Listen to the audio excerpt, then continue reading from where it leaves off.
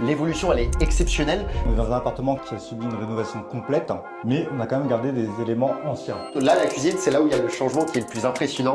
Quand on rentre, ça fait vraiment l'effet waouh. Ici, on a donc un plan de travail en stratifié. Vous pouvez laisser de l'eau, mettre de l'huile, etc. C'est très facile à nettoyer. Par contre, au niveau des casseroles chaudes, il faut éviter. Ouais. Il y en a qui font ça en chaîne. C'est vraiment stupide de faire ça en chaîne. J'avais fait une vidéo où il y a toujours des haters qui envoient plein de messages. Genre disaient mais c'est un mur porteur, t'as pas le droit de faire des saignées comme ça, etc. Quand on fait des saignées qui font de l'ordre de 1,5 à 2 cm. Vraiment un travail d'orfèvre, voilà, faut être vraiment hyper minutieux. Et chaque centimètre compte au final. Effectivement. C'est parti. Comment transformer une ruine sans WC, sans salle de bain et en faire un espace moderne et fonctionnel? Aujourd'hui, on va regarder l'appartement qui a été rénové avec les équipes d'HomeNext. Pour information, je suis Mathéo Vidal, le cofondateur de la société HomeNext, une société d'architecture et de rénovation. On accompagne nos clients pour rénover leur appartement de A à Z, c'est-à-dire de la conception à la finition. Et aujourd'hui, on a rendez-vous avec Christophe, l'entrepreneur qui s'est occupé de ce projet, qui va nous présenter tous les petits détails de la fin de ce chantier et on va aller voir ce que ça donne. Cette vidéo, elle est faite aussi pour toutes les personnes qui pensent que rénover un appartement, c'est forcément hors de prix. Pour les personnes aussi qui pensent que redonner du charme à un appartement ancien, c'est impossible. Et également pour toutes les personnes qui pensent que c'est hyper compliqué de faire des travaux. Il suffit juste de bien s'entourer et d'être avec les bonnes personnes. Et on va voir l'appartement et le après de ce projet Guy Môquet. Et on va voir ça tout de suite. C'est parti.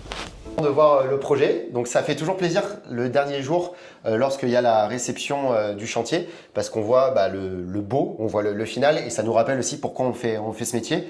Donc déjà je voulais te féliciter avec Caroline, vous avez fait vraiment du bon boulot. Merci.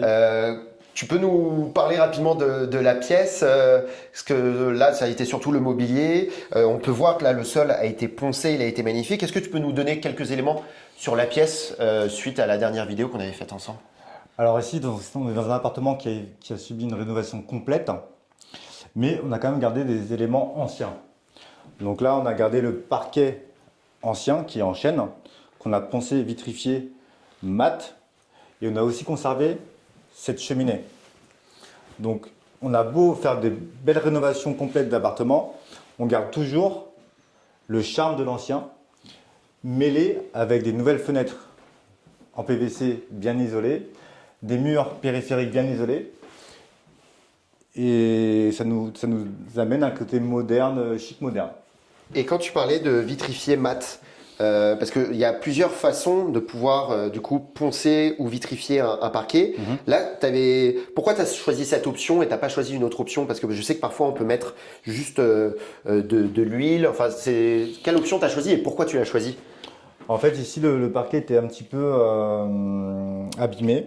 Ok. Donc il a fallu le poncer à blanc avec un grain de 40, 60, 100, 120. C'est quoi des grains? Des grains, c'est les grains de ponçage. En fait, tu mets du papier de verre dans une machine. Ok. Et en fait, plus c'est petit, plus ça ponce. Donc le grain 60, c'est celui-là qui est le plus abrasif. Ok. Et en fait, quand tu passes en 60, le bois il reste un peu rugueux. Et donc, on vient finish jusqu'au 120, voire 160, voire 180 pour qu'il soit vraiment lisse. Ok. Donc là, on met le bois à nu et ensuite, on passe une couche de fondure pour que le bois reste résistant. On reponce légèrement et après, première couche de vernis mat, deuxième couche de vernis mat. Ok, et après ça donne un sol qui est comme ça et c'est vrai que c'est marrant parce qu'on dirait que c'est un nouveau alors que c'est juste qu'il a été poncé. Et il y a beaucoup de gens parfois qui veulent refaire tout le temps le sol, sauf que parfois juste si on soulève par exemple une vieille moquette, on voit un sol comme ça et donc là on aurait pu se dire bah non on veut tout refaire, sauf que c'est important de garder le charme de l'ancien et surtout qu'au final c'est ce qui donne tout le charme. Et comme tu as dit Christophe, que ça soit ça, la cheminée, parce que la cheminée elle était blanche et le fait de mettre une couleur ça rappuie un peu sur la cheminée, mettre un beau miroir, donc ça c'est Caroline qui a eu cette idée là en validation avec la cliente et c'est vrai que ça donne beaucoup de charme et franchement là on a envie de s'y poser parce que c'est un projet locatif et franchement tu as ça comme appartement locatif, t'es bien hein, donc bien joué. On va passer sur la cuisine après. Ouais, après ici on a fait un petit bureau sur mesure. Ok. Donc ça c'est des panneaux bois MDF qu'on a encastrés dans le mur. Avec des arrondis je vois. Qu'on a découpé en arrondi, poncé, peint. C'est dur à faire les arrondis d'ailleurs parce qu'on a de plus en plus de clients qui nous demandent ça, c'est à la mode. C'est compliqué à faire quand tu es artisan ou tu es en mode Alors, putain, il y a deux outils qui nous permettent de faire des arrondis. Donc, il y a la scie sauteuse, mais elle est vraiment, elle permet de faire l'arrondi. Mais derrière, il y a un gros travail de ponçage à faire par la suite. Ponçage, ça veut dire que tu dois retravailler, un peu Retravailler limer. à la main. Ouais, donc limer ça, à la c'est main. du boulot. Là, il y a vraiment le côté artisanat, là, du coup. Exactement. Sinon, tu as l'autre solution. Avec une scie circulaire, petit à petit, tu fais l'arrondi, l'arrondi, l'arrondi, l'arrondi. Ça va t'amener à avoir des facettes. Et ces facettes, tu vas les effacer grâce au ponçage C'est à la quoi main. des facettes? Quand tu coupes Ça un fait des angle droit. petits. Ok, oui, je Voilà, vois. Ok, voilà. ça fait pas rond, ça fait plein de segments, quoi. Exactement. Et donc après, toujours, on passe à la main pour bien arrondir, que ce soit. Et là, quand on Vraiment touche, on lisse. peut voir que c'est tout arrondi. Et le problème du MDF, c'est quand tu le coupes sur la tranche, tu as plein de petits poils de bois qui ressortent.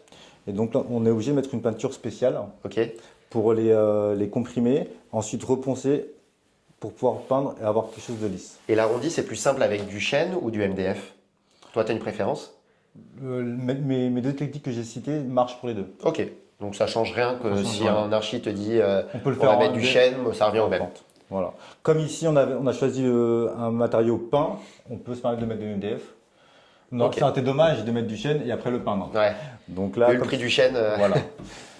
Petite pause dans la vidéo, si vous avez un projet de rénovation et que vous souhaitez être accompagné par une équipe d'experts comme HomeNext, n'hésitez pas à cliquer dans le premier lien en commentaire. Ça vous permettra de pouvoir avoir un rendez-vous directement avec moi pour estimer votre projet, voir si on peut vous accompagner. Et l'objectif, c'est vraiment de pouvoir vous accompagner de la conception à la finition. Je vous laisse reprendre la vidéo. Là, la cuisine, c'est là où il y a le changement qui est le plus impressionnant. Quand on rentre, ça fait vraiment l'effet waouh, parce qu'en plus, le potentiel défaut de cette pièce, c'est qu'on est sombre, on n'a pas de fenêtre. Et ce qui est ouf, c'est qu'en fait, c'est hyper lumineux, que ça soit avec le système des lumières là, le plan de travail qui est blanc, qui est magnifique. Je suis moins en moins fan du plan de travail bois, parce que c'est vrai qu'on n'y pense pas, mais quand on a de l'eau qui coule et que par exemple les locataires mettent à sécher leurs assiettes, parfois même en nettoyant leurs assiettes, il peut y avoir de l'eau qui tombe à gauche à droite, et après le bois il commence à être tout grisâtre, et donc ça demande, faut poncer de temps en temps, un peu comme pour le bois au final du parquet. Entretien, ouais. Et du coup, ça demande plus d'entretien, alors que ça, je trouve que c'est mieux. C'est beau aussi. Et est-ce que tu peux me parler de la cuisine, que ça soit Ouais. les faïences, le plan de travail? Est-ce que ça a été galère de l'installer? Alors ici, on est sur une cuisine Ikea, quasiment sur mesure, parce qu'on Ok. voit qu'elle démarre d'ici avec un élément complet et qu'elle finit ici, là-bas, avec un élément complet. Donc pour pouvoir faire un semblant de sur-mesure, c'est cette cloison qu'on a dû adapter un petit peu à gauche, à droite de quelques centimètres pour Ok. avoir une sensation de sur-mesure. Ici, on a donc un plan de travail en stratifié. C'est ce que je recommande pour les investissements locatifs parce que c'est un revêtement où vous pouvez laisser de l'eau, mettre de l'huile, etc. C'est très facile à nettoyer. Et pas mettre les poêles, hein, parce que quand elles sont chaudes, ça fait une marque quand même. Hein, parce qu'il y a Et des alors- gens parfois qui. Ah, effectivement.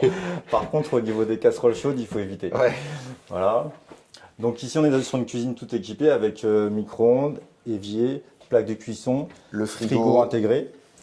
plein de rangements, après, qu'on plein de va rangements. pas tous les montrer, mais c'est vrai que souvent dans les petites surfaces, on n'a pas assez de rangements, et là, on est bien en termes de rangement. Limite, il y en a trop, et quand on range, on sait même plus lequel ouvrir tellement il y en a. Donc ça, c'est vraiment top. Après, ce qui est sympa dans les cuisines un peu modernes, c'est de mettre toujours une ambiance d'éclairage indirect. Ouais. Donc là, quand on a éteint la lumière, on voit qu'on est dans une ambiance complètement différente. Donc là, hop, on peut aussi se permettre que laisser uniquement le plan de travail éclairé, c'est sympa. Le matin, un peu plus doux, pour Voilà. se réveiller avec un petit café. Exactement. Et ici, on a mis un sol en une peinture de sol très claire parce qu'ici, on est dans une pièce qui n'a pas de fenêtre. Donc du coup, on a l'impression que c'est une pièce fermée à l'ombre, mais grâce aux couleurs qu'on a choisies, Ouais, c'est c'est impressionnant. une cuisine qui est claire. Et on y est bien, on a envie de cuisiner, on se voit directement cuisiner, et je trouve que c'est pas au final choquant le fait que ça soit directement à l'entrée. Et au final, d'un point de vue aussi investissement, on optimise chaque mètre carré. Comme ça, on rentre et tac, c'est directement à Ouais, la c'est cuisine. clair qu'elle est vraiment clinique, celle-là, elle est vraiment linéaire. Elle est Ah, vraiment bien joué, hein. fonctionnelle. C'est top. J'ai une petite question. Là, je me souviens qu'on avait eu cette question au niveau des compteurs. comment tu as pu, du coup au final on a pu le coffrer, on a pu mettre le compteur Linky ici, on n'a pas eu besoin de le déplacer, et ici on a directement le compteur. On n'a pas coffré du coup sur la totalité parce que sinon quand on ouvre et on ferme la porte ça aurait été compliqué. Ça aurait fait une armoire un peu trop mastoc. Donc ici ce qu'on a fait c'est que on voit cette gaine qui arrive sur le tableau électrique. Donc ici il y a tous les câbles, tout l'appartement qui arrive. Donc tout ce qui est réseau de chauffage, ballon, plaque, radiateur, prise salon, prise séjour, lumière, tout vient ici. Voilà, tout est distribué à partir d'ici. Ok, bah, parfait. La porte, ça, je pense que c'est important de le montrer. Pourquoi? Parce que les portes, c'est important de, un, les renforcer et deux aussi, les isoler. Qu'est-ce que tu as fait sur la porte? Parce que je m'en souviens, elle était en mauvais état. N'hésitez pas à revoir aussi le premier épisode de la vidéo pour vous revoir à quoi ça ressemblait parce que l'évolution, elle est exceptionnelle. Tu peux me dire ce que tu as fait exactement? Parce que là, déjà, un, elle est belle et elle est encore plus sécurisée. Alors ici c'est vraiment une porte très dégradée, hyper fine. Donc du coup, pour un cambrioleur ou quelque chose comme ça sortait facile de la casser et de passer à travers. Ok. Donc ici on a fixé un panneau bois épais et on a installé une serrure 3 points. Voilà. Ça veut dire quoi, serrure 3 points pour ceux qui serrure connaissent 3 pas? points, donc vous avez 3 points de fermeture. Donc vous avez celui-là, premier point. Ensuite, quand vous fermez à clé, il y a une barre métallique qui vient s'encastrer dans le sol Ok, donc ça c'est le deuxième point. et une barre métallique en partie supérieure. Donc ça Ouais. c'est le troisième point. Et ça, la sécurité, on a toujours l'impression que ça arrive qu'aux autres jusqu'au jour où ça t'arrive. Et là, tu es content d'avoir une serrure 3 points. Exactement. Et c'est vrai que les immeubles avant 45, souvent c'était très facile, on va dire, d'ouvrir. Les immeubles années 70, ils ont plus fait de 3 points. Mais c'est pour ça que c'est important quand on achète dans l'ancien, de penser à la base. Parce que quand on investit 30 000 euros dans les travaux, on a envie que ça soit quand même sécurisé. Donc, faut pas sous-estimer cette partie-là. Et franchement, c'est bien fait. Et surtout, c'est esthétique maintenant parce que c'est tout blanc. Exactement. Ensuite, on va passer à la chambre. Donc là, la chambre, il y a une belle évolution aussi. Le fameux, encore une fois, un bel arrondi. Donc là, est-ce que pareil pour l'arrondi, sachant que c'est pas du MDF, c'est pas du bois, c'est quoi comme type de matériau? Et est-ce que ça a été galère de le faire ou pas? Alors, sur le projet de l'architecte, donc on avait un arrondi, on avait cette petite tête de lit à réaliser. Donc on pouvait le faire en bois, mais moi je suis parti sur du placo qu'on est venu ici entailler avec des petites tranches pour pouvoir créer l'arrondi. Ok. Voilà, donc ça c'est une structure en placo-plâtre et ce qui nous a permis aussi d'intégrer l'électricité pour les prises. Ok. Voilà. J'ai une question parce qu'on avait fait une vidéo où il y a toujours des haters qui envoient plein de messages. Et je me souviens que tu avais fait une saignée pour faire passer l'électricité. Oui. Et plein de gens disaient mais c'est un mur porteur, t'as pas le droit de faire des saignées comme ça, etc. Et tu m'avais donné l'explication qui était super claire. Est-ce que tu peux réexpliquer aux gens, voilà, on va pas faire en fonction des haters, mais c'est aussi intéressant d'avoir ton retour d'expérience. Pourquoi tu avais fait ce type de saignée?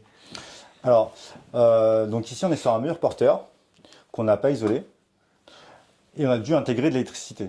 On ne va pas mettre des baguettes disgracieuses. Ouais, ça va être moche Donc, après. il a fallu qu'on intègre les réseaux à l'intérieur du mur. Ce qu'il faut savoir, c'est qu'ici on a un mur porteur à base de briques. Et à l'ancienne, ils construisaient l'immeuble en briques et ensuite ils mettaient une grosse épaisseur de plâtre Ok. pour enduire et finir. Et donc nous, quand on fait des saignées, on fait des saignées qui font de l'ordre de 1,5 à 2 cm de profondeur, qui nous permet d'intégrer des gaines. Et donc en fait, la seule chose qu'on a entaillé, c'est le plâtre. On n'a pas entaillé l'élément structurel, on a entaillé le plâtre. Donc c'est pas comme un mur porteur par exemple où c'est béton comme années 70. Là c'est pas du tout la même chose et c'est pour ça que c'est important de connaître l'année de l'immeuble parce qu'en fonction de l'année de l'immeuble, la construction est totalement différente. Donc là on est sur un immeuble ancien et en effet si c'était un immeuble années 70 où tout était brut de béton, là ça aurait été compliqué. Alors quand c'est un immeuble avec des murs porteurs en béton, ce qu'il faut savoir c'est qu'il y a une norme quand les entreprises de gros œuvres construisent des bâtiments, c'est que les aciers qui sont à l'intérieur des murs porteurs sont à 3 cm de la surface. Donc nous, on a le droit d'entailler jusqu'à 1,5 cm, mais on n'a pas le droit d'entailler. On a le droit d'entailler le béton, mais pas les aciers. Ok.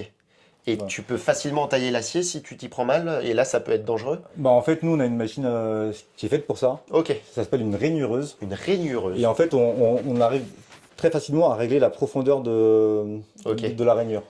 Pour éviter des problèmes. Donc, en électricité, vous avez des gaines de 10 mm, de 12, de 16 et de 20. Ok. Et donc, En général, dans les murs porteurs, on met les plus fines possibles. Ok. Voilà. Donc là, c'est hyper important parce que comme je l'ai dit tout à l'heure, petite surface, on a besoin de rangement. Et là, Christophe avec du coup Caroline, ils ont fait ce travail en commun. On a mis toutes les affaires hein, pour que ça soit caché, donc c'est pour ça qu'il y en a plein. Mais franchement, c'est magnifique ce que tu as fait. Ça demande du temps, c'est galère à faire. Comment ça se passe? C'est l'architecte aussi qui te donne les plans ou c'est toi qui te dis le faire à la one again? Alors, l'architecte donne une idée, donne des plans. Ok, Et ensuite, en fonction des contraintes de chantier, on adapte. ok. Mais on respecte toujours ce qu'a demandé l'architecte. Ce qui est bien avec les meubles sur mesure, c'est qu'on fait vraiment ce qu'on veut. On va du sol au plafond, on le peint de la couleur qu'on veut. Après, au niveau de la technicité pour le réaliser, ça demande quand même pas mal de temps. Parce qu'il faut que tous les panneaux bois soient bien ajustés ensemble, qu'il n'y ait pas d'écart, que les portes se ferment bien. Donc ça demande beaucoup de temps. Et en fait, ce qui demande le plus de temps, c'est la finition, c'est la peinture. Par exemple, ici, vous voyez bien que les charnières métalliques qu'on a posées, il n'y a aucune trace de peinture sur les charnières. Qu'est-ce que ça veut dire? Ça veut dire qu'en fait, on a créé le meuble, ensuite on a tout démonté, on a tout peint, et après on a tout remonté. Ah ouais, donc c'est beaucoup plus de boulot. Et c'est en MDF? C'est du MDF, Ok. de 18 mm. Et il y en a qui font ça en chaîne ou c'est vraiment stupide de faire ça en chaîne? On fait en chaîne si on veut garder l'aspect chaîne. Ok. Ça sert à rien. Ouais, si c'est pour repeindre après, c'est totalement pas la stupide. peine, voilà. Donc vive le MDF quand c'est pour du sur-mesure. Pour l'ameublement, c'est ce qui se fait le plus, Ok, sur mesure. parfait. Donc là, l'isolation, comme on avait déjà vu, les nouvelles fenêtres. Alors là, je me suis permis de faire un petit cadeau à la cliente, Ah. parce que c'est le deuxième chantier que je suis avec elle. Et donc, l'architecte avait demandé des vantaux avec deux vantaux. Alors c'est quoi des vantaux, pour ceux qui ne connaissent pas? Donc, c'est c'est des les ouvertures ouvrants. Donc, ici, on a deux vantaux. Là, Des vantaux. qui se J'avais vendent. jamais utilisé ce mot encore. Et moi, j'ai fait un petit cadeau. Ça coûte pas bien cher. On peut aussi le faire en oscillobattant. Voilà. Et quel est l'intérêt d'avoir des fenêtres en oscillobattant dans des appartements? Bah, ça permet de ventiler la pièce sans ouvrir.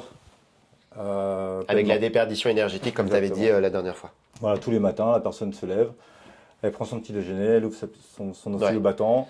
Quand elle part, elle referme. Toujours aéré, même si c'est bien, on va dire, c'est bien, on va dire, refait d'un point de vue énergétique. C'est toujours bien d'aérer aussi, juste pour faire renouveler l'air. Il y a plein de gens qui n'ont pas forcément ce réflexe. Exactement. Ok, donc là on a le radiateur ici et la pièce qui fait vraiment le plus effet waouh. Je te laisse y aller parmi là parce que je sais pas si on y va, si on risque d'être un peu serré. C'est la salle de bain. La salle de bain, ça a été beaucoup de boulot. Tu peux nous en dire plus parce que, encore une fois, je renvoie sur la première vidéo. Faut se projeter hein, quand on voit la première vidéo et qu'on voit là. J'ai deux questions. La première, c'est les canalisations pour le WC. Oui. Ça a été facile de te raccorder. Attends, si tu veux, on va y passer rapide. Alors ici, quand on veut avoir une salle Tiens, de viens, si bain, tu veux, on vient là. je vais revenir sur le WC après. Ou je te laisse passer. Là. En fait, ce qui est beau dans cette salle d'eau, c'est le bac à douche au ras du sol. Ouais, ça, parce que ça, on le voit rarement parce que souvent, il y a forcément les évacuations qui font X centimètres. Exactement. Du coup, souvent, c'est surélevé. Et comment tu as fait là, du coup? Donc nous, sur chaque projet, on s'efforce d'encastrer le bac à douche dans le sol. Donc pour faire ça, il va falloir qu'on fasse une tranchée dans le sol pour pouvoir passer l'évacuation de la douche en diamètre 40. Et donc c'est ce qu'on a fait. Et au droit du WC, on a créé un T qui permet de récupérer l'eau de la douche, puis l'évacuation du WC. C'est quoi un T pour ceux qui ne connaissent pas? Donc un T, c'est un raccord de plomberie en PVC avec deux entrées et une sortie. Donc c'est un T comme ça, avec une entrée et une sortie vers le bas. Ok. Donc ici, ce qu'on a fait, c'est que le WC, on l'a mis au-dessus et la douche en dessous. C'est-à-dire que quand vous tirez la chasse d'eau, il n'y aura jamais de reflux vers la douche. Ok. Voilà. Parfait. Ici, dans la douche, toujours, avant de poser la faïence de la douche, mettre une protection, une étanchéité liquide pour éviter que, au fur et à mesure qu'on utilise la douche, que le mur pourrit ou qu'il prenne de l'humidité. Ok. Ça, c'est quelque chose qui est obligatoire. Voilà. Là, vous avez réussi à mettre la machine à laver, la machine à laver ici. Ouais, pareil, Ça a été un peu effectivement, technique. c'est un petit peu en chausse-pied. Donc la distance entre cette cloison-là et ce mur porteur-là, il a fallu bien qu'on calcule pour pouvoir intégrer cette machine à laver, le lavabo et la douche. Donc c'est vraiment un travail d'orfèvre, voilà, faut être vraiment Faut hyper vraiment, minutieux et chaque centimètre compte au final. Effectivement, et quand on a construit les cloisons, j'ai demandé à Caroline, donc l'architecte, la fiche technique de la machine pour savoir quel espace il fallait que je laisse. Ouais, la pour dimension, pouvoir bien la intégrer. hauteur et tout ça. Parce que ce serait dommage qu'à la fin du chantier, Ah, puis, et là tu l'installes et là tu te rends d'essayer compte. de rentrer la machine et qu'elle ne rentre pas. Et c'est fait comme faire rentrer un rond dans un carré, ça rentrera pas quoi. C'est ça. Ben, merci encore Christophe, merci aussi à Caroline qui est l'architecte qui s'est occupée de ce projet, merci à la cliente et Laura de nous avoir fait confiance pour ce projet. Et si vous souhaitez qu'on vous accompagne avec encore ce duo de choc, que ce soit Caroline ou Christophe, n'hésitez pas à nous contacter directement en commentaire ou aller sur Roadnext pour estimer votre projet. Et si vous avez un projet de rénovation similaire, n'hésitez pas à nous contacter. Merci beaucoup Christophe. Écoute, Et merci Matteo. on se dit à la prochaine pour une nouvelle vidéo et j'espère une nouvelle vidéo avec toi pour un nouveau projet plus ou moins similaire. Merci pour ta confiance. Merci.